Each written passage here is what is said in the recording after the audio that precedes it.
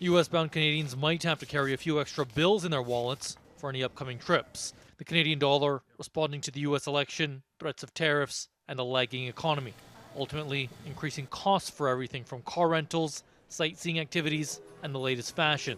When you go down to the United States, for example, it feels like everything is 1.5 times more expensive. You're not getting the great deals, and our dollar is not going as far. This week, the loonie fell as far as 70 cents US, 6 cents lower than the end of December 2023, and the market is responding to these changes. Flight tracking company Cirium says there are about 2.5% fewer flights with American destinations compared to last December.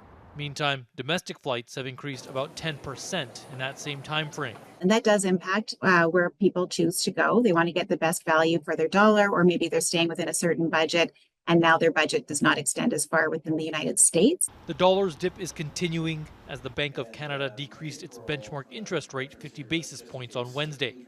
And the central bank's distinct policy changes compared to the U.S. Federal Reserve means that the fall might not be stopped for a while. We do expect more policy divergence, I think, than what markets are currently assuming, which does mean, as a most likely outcome, if we're right about that, is that the Canadian dollar, weakens further into next year. As fewer Canadian flights are landing at U.S. airports, Canadians might also be able to cross the land border in record time, with more dollars expected to be spent on retail north of the 49th parallel.